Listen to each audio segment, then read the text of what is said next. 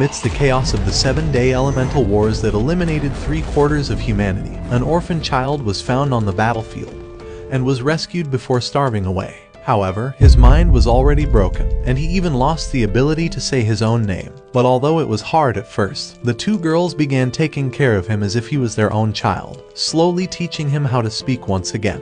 So when he was finally able to say the word Ray, the blonde realized that he just said his name, and told him that her name was Lydia, making him repeat it after her. But when Carol asked him to say her name, he called her Dumb Pink, making Lydia laugh because he knew how to treat this worthless bitch.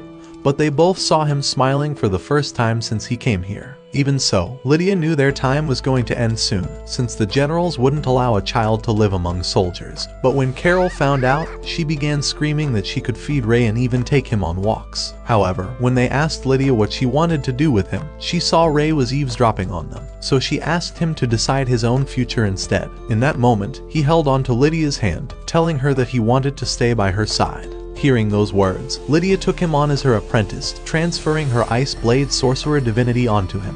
For the next 6 years, the military would exploit his broken powers to level entire fields, and Howard began training him to become the coldest super soldier in the world. He became a father to Ray, and even swore that he would sacrifice his life for him. But during the final battle in the war, Howard was shot before his eyes, and the trauma of seeing his father dying again began breaking his mind.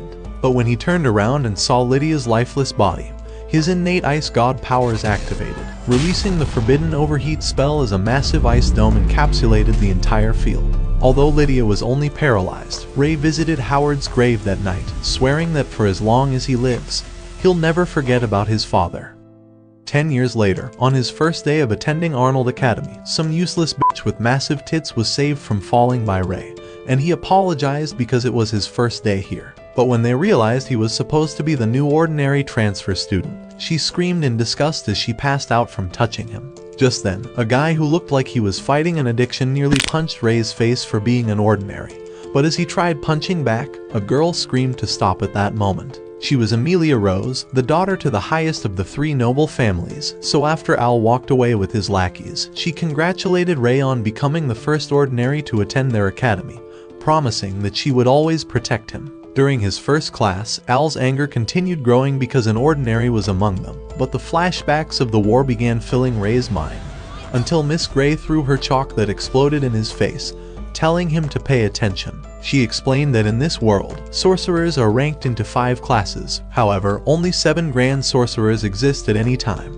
But the strongest among them, the hero of the elemental war and the Ice Blade sorcerer, had vanished after defeating the